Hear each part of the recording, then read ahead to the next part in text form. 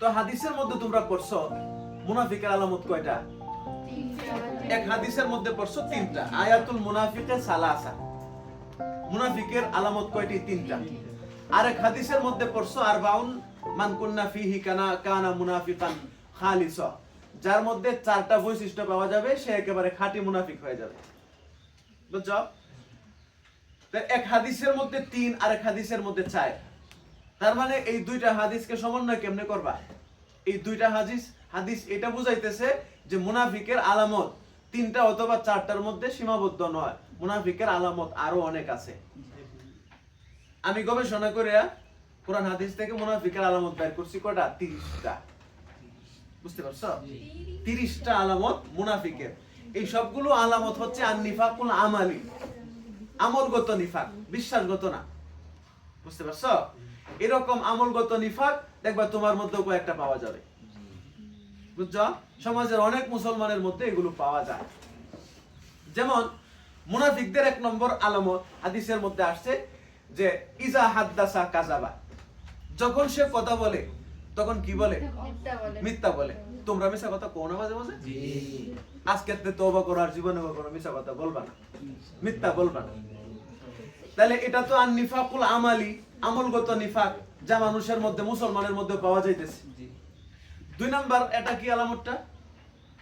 ইজা হাদ্দাসা কাযাবা ওয়া ইজা ওয়াদা আখলাফা, যখন সে ওয়াদা করবে ওয়াদা ভঙ্গ করবে। তাহলে ওয়াদা কিন্তু কিছু কিছু মুসলমানও ভঙ্গ করে। তার মানে তার মধ্যে আন-নিফাকুল আমালি আছে, এজন্য সে পাপিষ্ট হবে, ফাসিক হবে। তুমি তাকে ডাইরেক্ট মুনাফিক বলতে পারবে না, কাফের বলা তো দূরের কথা। বুঝতে পারছো? তো এবার আসো এই আয়াতের অনুবাদ আমরা জানি, শিখি। এরপরে এই আয়াতের মধ্যে কি কি আলামত গুলো আছে মুনাফিকের, এগুলো নিয়ে আমরা আলোচনা করবো ইনশাআল্লাহ। আয়াত 8 থেকে 10 আল্লাহ তাআলা বলেন ওয়া মিনান নাস, মানুষের মধ্য থেকে এমন কিছু মানুষ আছে। মিন অর্থ কি? থেকে বা হতে। নাস অর্থ কি? মানুষ। মানুষের মধ্য থেকে এমন কিছু মানুষ আছে মান ইয়াকুলু, যারা বলে, মান যারা, ইয়াকুলু বলে, আমান্না আমরা ঈমান এনেছি, বিল্লাহি কার প্রতি? আল্লাহর প্রতি, ওয়া বিল ইয়াউমিল আখিরি এবং আখিরাত দিবসের প্রতি আমরা ঈমান এনেছি। ওয়া মা হুম বিমুমিনিন, আল্লাহ বলতেছেন এরা মুমিন নয়। ওয়া মা হুম, তারা নয়, বিমুমিনিন, কি নয়? মুমিন নয়। তাহলে তারা বলতেছে আমরা ঈমান আনছি, আল্লাহ বলতেছে এরা ঈমানদার নয়, এরা মুমিন নয়। আল্লাহ তো তাদের হৃদয়ের ভিত্তিতে বলতেছেন। মানুষের হৃদয়ে কি আছে না আছে সবকিছু তো আল্লাহ পাক জানেন। এরা মুখ দ্বারা ঈমানের কথা স্বীকার করতেছে আর অন্তরে কুফরি লালন করতেছে, এটা তো একমাত্র আল্লাহ জানেন। এইজন্য তাদের অবস্থা আল্লাহ তাআলা রাসূল সাল্লাল্লাহু আলাইহি ওয়াসাল্লামকে জানায় দিয়েছেন। বুঝতে পারছো? কোন মানুষ যদি মুখ দিয়া ইসলামের কথা বলে আর অন্তরে কুফরি লালন করে, তাহলে তাকেই বলা হয় কি? মুনাফিক। বুঝতে পারছো? মুখে ভালো কথা আর অন্তরে খারাপ জিনিস লালন করে, তার নাম মুনাফিক। আল্লাহ তাআলা বলেন ওয়া মিনান নাস, মানুষের মধ্য থেকে এমন কিছু মানুষ আছে মান ইয়াকুলু, যারা বলে আমান্না আমরা ঈমান এনেছি, বিল্লাহি আল্লাহর উপরে, ওয়া বিল ইয়াউমিল আখির এবং পরকালের উপরেও আমরা ঈমান এনেছি। আল্লাহ পাক বলেন ওয়া মা হুম বিমুমিনিন, এরা আসলে মুমিন নয়, এদের অন্তরে কুফরি লালন করে। তাহলে আল্লাহ পাক বলেন এরা মুমিন নয়। তো তারা আসলে মুমিন নয়, কিন্তু মুখ দিয়ে ঈমানের কথা বলতেছে। উদ্দেশ্যটা কি? উদ্দেশ্য হচ্ছে তারা মনে করতেছে আমরা এই কাজটা করে মুমিন এবং আল্লাহকে আমরা ধোঁকা দিতেছি, আমরা মুমিনদের সাথে ধোঁকাবাজি করতেছি, আল্লাহকেও ধোঁকা দিতেছি আমরা, তারা মনে করতেছে। যেমন আল্লাহ এই কথাই বলতেছেন ইউখাদিউনাল্লাহ, আল্লাহ পাক বলেন ইউখাদিউনা, তারা ধোঁকা দিতেছে আল্লাহ, কাকে? আল্লাহকে। ওয়াল্লাযীনা আমানু, এবং যারা ঈমান এনেছে তারা তাদেরকে কি করতেছে? ধোঁকা দিতেছে। ঈমানের কথা মানুষের সামনে বলে বলে তারা ধোঁকা দিতেছে। আল্লাহ তাআলা বলেন ওমা ইয়াখদাউনা, তারা ধোঁকা দিচ্ছে না, ইল্লা ব্যতীত আনফুসাহুম, তাদের নিজেদেরকে। এরা নিজেরা নিজেদেরকেই ধোঁকা দিতেছে, নিজেদেরকে ছাড়া অন্য কাউকে ধোঁকা দিতেছে না। ওয়ামা ইয়াশউরুন, কিন্তু তারা বুঝতেছে না। শাউরা ইয়াশউরু শব্দের অর্থ বুঝা, এরা বুঝতেছে না, এরা যে নিজেরাই নিজেদেরকে ধোঁকা দিতেছে এটা তারা বুঝতেছে না। লক্ষ্য করো, ইউখাদিউনা এই শব্দের সিগা বলো তো। জমা মুজাক্কার গায়ব। বাহাসটা কি? বাবটা কি? বাবে মুফাআলা। বাবটা যদি মুফাআলা হয় মাসদারটা কি হবে? মুফাআলার সাথে মিলাও, মুফাআলাতুন মুখাদাআতুন। মুলক্কর কি হবে? খা দাল আইন। জিন্স কি হবে? ইউখাদিউনা এর অর্থ তারা ধোঁকা দিতেছে। আল্লাহকে ধোঁকা দেওয়া কি সম্ভব? সম্ভব না। তো আল্লাহ এই কথা বললেন কিভাবে? আল্লাহ তো মানুষের অন্তর কবর জানে, তো আল্লাহকে ধোঁকা দিবে কিভাবে? মানে হেরা নিজেরা মনে করতেছে যে আমরা আল্লাহকে ধোঁকা দিতেছি, বুঝছো? তাদের এই টেন্ডেন্সি, তাদের এই অনুভূতির কথা আল্লাহ পাক এখানে প্রকাশ করেছেন। কথাটা বুঝতে পারছো? আসলে আল্লাহকে ধোঁকা দেওয়া তো সম্ভব না, আল্লাহ তো মনের কবর জানে, বুঝতে পারছো? তাদের মনের অনুভূতি আল্লাহ এখানে পেশ করছেন। হেরা মনে করতেছে আমরা আল্লাহকে ধোঁকা দিতেছি, এই জন্য আল্লাহ পাক বলেন ইউখাদিউন আল্লাহ, তারা আল্লাহকে ধোঁকা দিতেছে। ওয়াল্লাযীনা, এবং যারা আমানু ঈমান এনেছে তারা তাদেরকেও ধোঁকা দেয়। আমানু শব্দের তাকিদ করো, শিখা বলো। জমা মুজাক্কার গায়ব। বহসটা কি? মাজি মুসবাত মারুফ। বাব বলো। আমানা ইউমিনু, আকরামা ইউকরিমু, বাবি ফাল। মাসদার কি হবে? আল ঈমানু। মুলক্কর হামজা মিম নুন। জিন্স মাহমুজে ফা। আমানু শব্দের অর্থ কি বলো? তারা ঈমান এনেছে বা ঈমান আনলো। ওয়ামা ইয়াখদাউনা, আচ্ছা বলো তো ইয়াখদাউনা শব্দের সিগা কি? হ্যাঁ, ইয়াখদাউনা কি?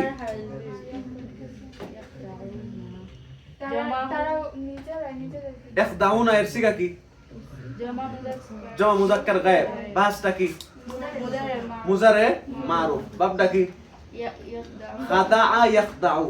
এখানে কিন্তু ছোট বাব থেকে আসছে, সুলাসি মুজাররাদ থেকে। খাদাআ ইয়াখদাউ, ফাতাহা ইফতাহু।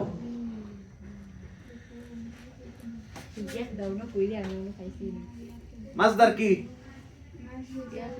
আল খাদউ। মুলক্কর খা দাল আইন। জিন্স কি? সহিহ। ওমা ইয়াখদাউনা, তারা ধোঁকা দিচ্ছে না, ইল্লা ব্যতীত। এটাকে বলা হয় হরফে ইস্তিসনা।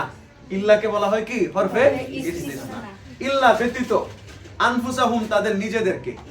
আনফুসুন শব্দটা ইসিম না ফিল বলো তো? আনফুসুন ইসিম না ফিল? ইসিম। কয় বচন?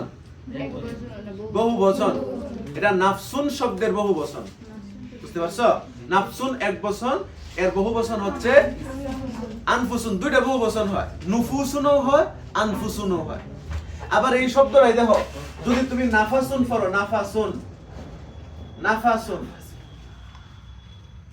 এনে ছিল, এখানে ফার মধ্যে সাকিন ছিল, তুমি যদি জবরতে পড়ো এর অর্থ হবে শ্বাস, নিঃশ্বাস, অর্থ পরিবর্তন হয়ে যাবে, বুঝছো? তখন এইটার বহুবচন হবে তোমার আনফাসুন। নাফাসুনের বহুবচন আনফাসুন, আর নাফসুনের বহুবচন আনফুসুন বা নুফুসুন। আল্লাহ তাআলা বলেন ওমা ইয়াখদাউনা ইল্লা আনফুসাহুম, তারা নিজেদেরকে ছাড়া অন্য কাউকে ধোঁকা দেয় না। ওমা ইয়াশউরুন, কিন্তু তারা বুঝে না। ইয়াশউরুন শব্দের তাকিদ করো। জমা মুজাক্কার গায়েব। বাহাসটা বলো তো? মুজারে মুসবাত মারুফ। বাবটা বলো? শাউরা ইয়াশউরু, কারুমা ইয়াকরুমু। বুঝছো? শাউরা ইয়াশউরু, কারুমা ইয়াকরুমু।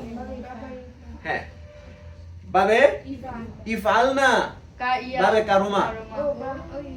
মাসদার হচ্ছে আশ-শুউরু, তবে এটা মাঝে মাঝে ভাবে নাসরাত থেকে ব্যবহার হয়। শাআরা ইয়াশউরু এটাও ব্যবহার হয়, বুঝতে পারছো? ভাবে নাসরাত থেকে ব্যবহার হয়। এটার মাসদার কি? আশ-শুউরু, মুলাক্কার শিন আইন রা, জিন্স কি? সহিহ। তাহলে ওমা ইয়াশউরুন শব্দের অর্থ তারা বুঝে না, তারা বুঝতেছে না বা বুঝে না। কেন বুঝে না? What is the reason? কারণটা কি? আল্লাহ পাক বলেন ফি কুলুবিহিম মারাদুন, তাদের অন্তরের মধ্যে মারাদুন রয়েছে। মারাদুন, মারাদুন অর্থ কি? বেধি, রোগ, অসুস্থতা। এই বেধি কোন বেধি? এটা হচ্ছে নিফাকের বেধি। নিফাক, তাদের অন্তরে মুনাফিকি রয়েছে, নিফাক রয়েছে। ফাজাদাহুমুল্লাহু মারাদা, এরপরে বারবার অবাধ্যতা করার কারণে, বারবার বুঝানোর পরেও ইচ্ছা করে না বুঝার কারণে আল্লাহ পাক তাদের এই রূপটাকে আরো বৃদ্ধি করে দিয়েছেন। তোরা যারা চাইতাছো সেটা করতে থাক গাজা, ঠিক আছে না? ফাজাদাহুমুল্লাহু মারাদা, অতঃপর আল্লাহ তাআলা বৃদ্ধি করে দিলেন মারাদা রূপটাকে।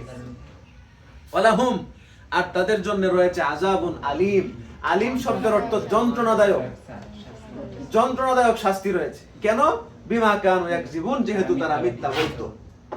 কাযাবা ইয়াকযিবু শব্দের অর্থ মিথ্যা কথা বলা। যেহেতু মুনাফিকরা মিথ্যা বলে, এই জন্য মুনাফিকদের জন্য রয়েছে যন্ত্রণাদায়ক শাস্তি। হাদিসের মধ্যে আসছে আসাদুন নাসি আযাবান ইয়াউমাল কিয়ামাতি আল মুনাফিকুন, কিয়ামতের দিন সবচাইতে কঠিন শাস্তি হবে মুনাফিকদের। কাফেরদের চাইতেও তাদের শাস্তি বেশি হবে কিয়ামতের দিন। কথাটা বুঝছো? কাফেরের চাইতে মুনাফিক আরো বড় ভয়ঙ্কর। কাফের যে তুমি তো তারে প্রকাশ্যে কাফের হিসেবে চিনো, তার থেকে তুমি সতর্ক থাকবা, কিন্তু মুনাফিক তো তোমার কাছে আইসা সে নিজের মুসলমান দাবি করবে, তুমি তারে বিশ্বাস করে পরে বিপদে পড়বা। এজন্য কাফেরের চাইতে মুনাফিক আরো ভয়ঙ্কর। এজন্য কিয়ামতের দিন আল্লাহ রাসূল বলতেছেন মুনাফিকদের শাস্তি সবচাইতে বেশি হবে। 2 নম্বরে সবচেয়ে শাস্তি বেশি হবে কাদের? ওমান কাফারা মিন আসহাবিল মাইদা, ওমান কাফারা মিন আসহাবিল মাইদা। আসহাবুল মাইদা, এই যে সূরা মাইদা, মাইদা শব্দের অর্থ কি? খাবারের দস্তরখান।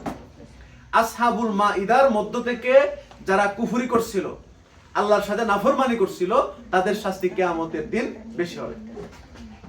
বুঝছো? আর 3 নম্বরে বুঝতে পারছো না? ঘটনা না কইলে বুঝতা না, রাও কই যাইতাছি। ওমান কাফারা মিন আলে ফেরাউন, আর ফেরাউনের বংশধরদের মধ্য থেকে যারা কুফরি করছে কিয়ামতের দিন তাদের শাস্তি বেশি হবে। আসহাবুল মাইদার কাহিনীটা বলি সংক্ষেপে। এটা সূরা মাইদার 112 নম্বর আয়াত থেকে এই আলোচনা আসছে, আসহাবুল মাইদার আলোচনা। হযরত ঈসা আলাইহিস সালাম একদিন তার অনুসারীদেরকে বললেন, হাওয়ারীদেরকে বললেন, হাল্লাকুম আন তাসুমু লিল্লাহি 30 ইয়াওমান, তোমরা কি আল্লাহর জন্য 30 দিন রোজা রাখতে পারবে? যদি তোমরা আল্লাহর জন্য 30 দিন রোজা রাখো, তাহলে আমি বলতেছি, আমি ওয়াদা করতেছি 30 দিন রোজা রাখার পরে আল্লাহর কাছে যা চাইবা আল্লাহ তাআলা তোমাদেরকে তাই দিবেন। বুঝছো? তখন তারা ঈসা আলাইহিস সালামের কথা মতো 30 দিন রোজা রাখছে। 30 দিন রোজা রাখার পরে ঈসা আলাইহিস সালামের কাছে আসছে, আয়েশা বলতেছে, ইয়া মুআল্লিমাল খায়র, হে মানুষকে কল্যাণের শিক্ষাদানকারী, আপনি আমাদেরকে বলছেন 30 দিন রোজা রাখার জন্য, 30 দিন আমরা রোজা রাখছি। এই 30 দিন যদি আমরা কোনো মানুষের জন্য কাজ করতাম, অবশ্যই ওই মানুষটা 30 দিন পরে আমাদেরকে কিছু না কিছু খাবার দিত। হাল ইয়াস্তাতিউ রাব্বুকা ইউনাজ্জিলা আলাইনা মাইদাতাম মিনাস সামা, এখন আমরা যে আল্লাহর জন্য 30 দিন রোজা রাখলাম, আল্লাহ কি আসমান থেকে সরাসরি খাবার নাজিল করে আমাদেরকে খাওয়াইতে তিনি সক্ষম? তিনি কি পারবেন এখন? বুঝছো? ঈসা আলাইহিস সালাম বলতেছে, ইত্তাকুল্লাহ, আল্লাহকে ভয় করো। তোমরা আল্লাহর কাছে যা দাবি করতেছো এটা অযৌক্তিক দাবি করতেছো, এটা যৌক্তিক না। অবান্তর জিনিস আল্লাহর কাছে তোমরা চাইতেছো, কারণ পৃথিবীতে আল্লাহ তোমাদেরকে তৈরি করছেন, দুনিয়াতে আইসা কি খাইবা কি পরবা সবকিছুর ব্যবস্থা তো আল্লাহ দুনিয়াতে করে দিয়েছেন। এরপরে আসমান থেকে খাবার নাজিল করে তোমাদেরকে খাওয়ানো, পোশাক নাজিল করে তোমাদেরকে ভিন্দানো, এটা তো আল্লাহ পাকের দায়িত্ব না। এজন্য আল্লাহকে ভয় কর। তখন হেরা বলতেছে যে আমরা আল্লাহকে আসলে পরীক্ষা করতে চাই না, নুরিদু আন নাকুলা মিনহা ওয়া তাতমাইন্না কুলুবুনা, আমরা এই খাবারটাকে আমাদের অন্তরকে প্রশান্ত করতে চাই। বুঝতে পারছো? ঈমানকে আরো তাজা করতে চাই। তখন ঈসা আলাইহিস সালাম বলছে, আচ্ছা ঠিক আছে, আমি আল্লাহর কাছে চাইতেছি। উনি ওযু করলেন, 2 রাকাত নামাজ পড়লেন, আল্লাহর কাছে দোয়া করা শুরু করছেন। এই দোয়াটা আল্লাহ তাআলা সূরা মাইদায় তুলে ধরছেন। বুঝছো? আল্লাহ তাআলা বলতেছেন যে ঈসা ইবনে মারিয়াম সে বলতেছে আল্লাহুম্মা রাব্বানা আনজিল আলাইনা মাইদাতাম মিনাস সামা, আল্লাহ তুমি আমাদের জন্য আসমান থেকে খাবার নাজিল করো। আল্লাহ তাআলার সাথে সাথে ঈসা আলাইহিস সালামের দোয়ার জবাবে বললেন ইন্নী মুনাজ্জিলুহা আলাইকুম, তুমি যেহেতু দোয়া করছো এজন্য তোমার দোয়া কবুল করে অবশ্যই তোমাদের জন্য আমি আসমান থেকে খাবার নাজিল করব। ফামাই ইয়াকফুর মিনকুম বাদু, এই খাবার নাজিল করার পরে আমার সাথে যারা নাফরমানি করবে, আমার হুকুম মানবে না, আমি যেভাবে বলবো সেইভাবে খাবার তারা গ্রহণ করবে না, আমার হুকুমের উল্টা যদি তারা যায়, ফাইন্নী উআযিবুহু আযাবান লা উআযিবুহু আহাদাম মিনাল আলামিন, তাকে আমি এমন শাস্তি দিব যা জগতের অন্য কাউকে দেই নাই, এমন শাস্তি তাদেরকে দিব। বুঝছো? এই জন্য এই হাদিসের মধ্যে আসছে এই আসহাবুল মায়েদার মধ্য থেকে যারা আল্লাহর সাথে নাফরমানি করছে তাদের শাস্তি কিয়ামতের দিন বেশি হবে। এরা কি নাফরমানি করছে? তিরমিজি শরীফের হাদিসের মধ্যে আসছে আল্লাহ পাক বললেন তোমাদের জন্য আমি খাবার নাজিল করব ডেইলি, তোমরা এই খাবার গ্রহণ করবা, এই খাবারটাকে তোমরা পরের দিনের জন্য জমায় রাখতে পারবা, যা দরকার তাই শুধু গ্রহণ করবা, জমানো যাবে না, পরের দিন আমি আবার খাবার নাজিল করব। বুঝছো? আল্লাহ এই আদেশ করছেন। তো ঈসা আলাইহিস সালাতু ওয়াস সালাম তিনি যখন দোয়া করলেন, আল্লাহ এই কথা বললেন, এরপরে ঈসা আলাইহিস সালাম তার অনুসারীদের কাছে আসছেন।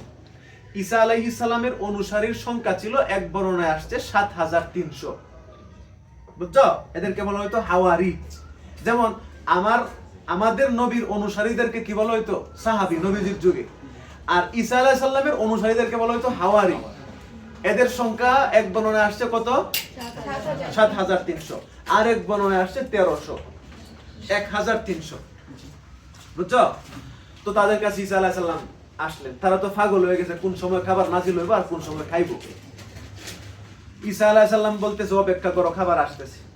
হঠাৎ করে দেখলেন আসমান থেকে দুইটা মেঘ নেমে আসতেছে জমিনে, একটা মেঘ উপরে আর একটা মেঘ কি নিচে, সাজ আর কি, মাঝখানে বিশাল বড় খাবারের দস্তরখান। এই দস্তরখানের মধ্যে তাদের জন্য খাবার আল্লাহ তাআলা নাজিল করতেছে। তারা তো লাইন ধরে অপেক্ষা করতেছে খাবারের জন্য। ঈসা আলাইহিস সালামও তাদের কাতারে আছে। এই যে দুইটা সাজ মাটির মধ্যে এসে নামছে, নামার পরে খাবারের দস্তরখানটা মাটিতে রেখে আবার সাজটা চলে গেছে উপরের দিকে। বুঝছো? এই খাবার দেখার সাথে সাথে ঈসা আলাইহিস সালাম তো কান্নায় ভেঙে পড়ছে, আবার কান্না করতেছে। এই যে আল্লাহ তাআলা যে শর্ত দিছে যে খাবারের সাথে নাফরমানি করলে এমন শাস্তি দিব যা জগতের অন্য কাউকে দেই নাই, এই কথা ঈসা আলাইহিস সালামের মনে হয়ে গেছে। উনি চিন্তা করতেছে আমার অনুসারী তারা মানুষ, এরা আল্লাহ তাআলার ওয়াদাকে রক্ষা করতে পারবে না, অবশ্যই খাবারের সাথে নাফরমানি তারা করে ফেলবে। তারপরে তো আল্লাহ তাদেরকে শাস্তি দিবেন, এই শাস্তির কথা চিন্তা করে ঈসা আলাইহিস সালাম কান্না করতেছে। বুঝছো? এরপরে তিনি আবার ওযু করছেন, 2 রাকাত নামাজ পড়ছেন, এরপরে আল্লাহর কাছে দোয়া করতেছেন আল্লাহুম্মা জাআলহা রাহমাতান, আল্লাহ এই খাবারটাকে রহমত বানাও, ওয়ালা তাজআলহা মুসলাতান ওয়া উকুবাতান, এই খাবারটাকে আমাদের জন্য তুমি শাস্তি বানাও না। আল্লাহর কাছে উনি কান্নাকাটি করে দোয়া করতেছেন। এরপরে খাবারের কাছে গেলেন, খাবারটা বিশাল বড় একটা রুমাল দিয়ে ঢাকা ছিল। বুঝছো? খাবারের উপরে রুমাল, বিসমিল্লাহি খাইরির রাজিকিন বলে তিনি রুমালটা টান দিলেন।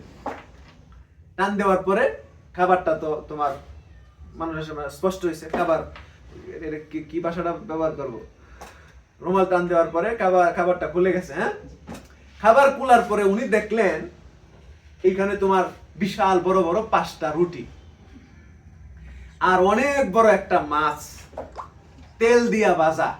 এই মাছটার শরীরের উপরে কোনো আইসলা নাই। আমরা তো গ্রাম অঞ্চলে আইসলাই বলি, যে উপরে দেখা যায় আইস নাকি, এই আইসহীন মাছ, এবং মাছটার ভিতরে তোমার খাটা নাই, খাটা ছাড়া মাছ, বিশাল বড় এক মাছ তেল দিয়া ভাজা। এই মাছটার মাথাটার কাছে হচ্ছে তোমার সিরকা, আর লেজটার কাছে লবণ। আর এই যে 5টা রুটি, 5টা রুটির প্রথম যে রুটিটা আছে, প্রথম রুটিটার উপরে হচ্ছে তোমার জাইতুন তেল, জাইতুন, ওয়ালা সানি আসালুন, দ্বিতীয় রুটির উপরে হচ্ছে মধু, আর তৃতীয় রুটির উপরে ঘি, চতুর্থ রুটির উপরে পনির, পঞ্চম রুটির উপরে শুকনা গোস্তের ঝোল। বুঝছো? এত সুন্দর খাবার তারা জীবনে আর কখনো দেখছে না। খাবারতে এত সুন্দর গ্রান আসতেছে, এরকম গ্রান তাদের নাক কখনো শুকেনি, এত সুন্দর গ্রান আসতেছে। এই গ্রানে তো তারা পাগল হয়ে গেছে, কোন সময় খাই আলবো, হাত মারতেছে। ঈসা আলাইহিস সালাম বলতেছে অপেক্ষা করো।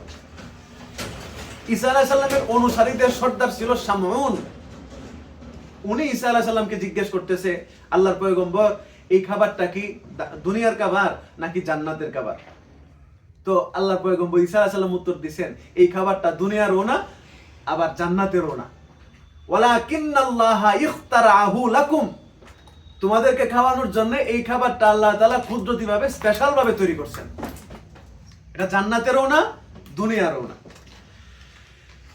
ঈসা আলাইহিস সালাম এই কথা বলার পরে ঈসা আলাইহিস সালামের অনুসারীরা বলতেছে, আল্লাহর রাসূল এই খাবারটা তো আমাদের জন্য আল্লাহর পক্ষ থেকে একটা নিদর্শন, তো আপনি এক কাজ করেন, এই নিদর্শন থেকে আমাদেরকে আরেকটা নিদর্শন দেখান, আমরা আরেকটা নিদর্শন এখান থেকে দেখতেছি। তো ঈসা আলাইহিস সালামের একটা মুজিজা ছিল, উনি মরা মানুষকেও আল্লাহর হুকুমে জীবিত হও বলে জীবিত করতে পারতেন, এটা ওনার মুজিজা ছিল। তাফসিরে খাজানের মধ্যে আসছে, উনি ওনার সারা জীবনে 4 জন মানুষকে জীবিত করছিলেন। 4 জনের মধ্যে হযরত নূহ আলাইহিস সালামের ছেলে সামও একজন ছিল। বুঝছো, এই কাহিনী বলা যাবে, লম্বা হয়ে যাবে।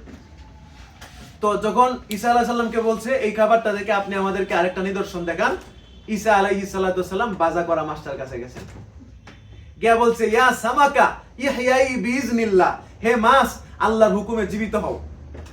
এই কথা বলার সাথে সাথে ফাত্তারাবা, মাছটা জীবিত হয়ে নাড়াচাড়া শুরু করে দিয়েছে। অনেকক্ষণ পর্যন্ত নাড়াচাড়া করছে, হেরা রং তামসা কিছুক্ষণ দেখছে। এরপরে ঈসা আলাইহিস সালাম বলছে, উদি কামা কুনতে, যেমন ছিলে তেমন হয়ে যাও। সাথে সাথে মাছটা আবার বাজা হয়ে গেছে, তারা খাবার গ্রহণ করছে। এইভাবে তাদের জন্য 40 দিন পর্যন্ত খাবার আসছে আসমান থেকে। বুঝছো, খাবার আসতেছে আসতেছে, এত সুস্বাদু খাবার, তারা লোভে পড়ে গেছে কিছু মানুষ। তোমার এই 1300 মানুষ থেকে অথবা 7300 মানুষ থেকে 320 জন মানুষ তাদের লোভকে সামলাইতে পারে নাই। তারা মনে করছে যে আজকে খাবারটা আসছে, পরের দিন যদি না আসে, কিছু খাবার নেই আমরা জল করে ফ্রিজে ধুয়ে দিই। এই সময় তো আর ফ্রিজ ছিল না, কিন্তু জান্নাতি খাবারের বৈশিষ্ট্য ছিল, জান্নাতি খাবার কখনো পচে না। বুঝছো, যেভাবে রাখছে এইভাবে এটা থাকতো। এই 320 জন মানুষ তারা কিছু খাবার নেয়া তারা জমা করে রেখে দিছে। আল্লাহ তাআলা তো এটা অপছন্দ করছেন, আল্লাহ তো আগেই বলছে খাবার জমা করে রাখতে পারবা না, তো তারা এই কাজ করছে। এজন্য আল্লাহ তাআলা তাদের উপরে শাস্তি নাজিল করছেন। কি শাস্তি? তাফসিরে জালালাইনের মধ্যে আসছে, এই 320 জন মানুষের মধ্যে যারা বুড়া ছিল, বুড়া বৃদ্ধ, এই বৃদ্ধ মানুষগুলোকে আল্লাহ তাআলা বানর বানায় দিয়েছেন। বৃদ্ধ মানুষকে বানর বানায় দিয়েছে আল্লাহ।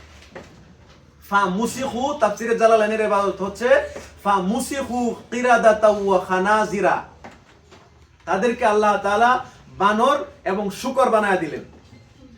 মেশকাত শরীফের ব্যাখ্যা গ্রন্থ মিরকাতে আল্লামা মুল্লা আলী কারি রহমাতুল্লাহ লিখতেছেন, এদের মধ্যে যারা বৃদ্ধ মানুষ ছিল তাদেরকে আল্লাহ বানর বানায় দিয়েছেন, আর যারা জওয়ান মানুষ ছিল, যুবক মানুষ ছিল, তাদেরকে আল্লাহ তাআলা শূকর বানায় দিয়েছেন।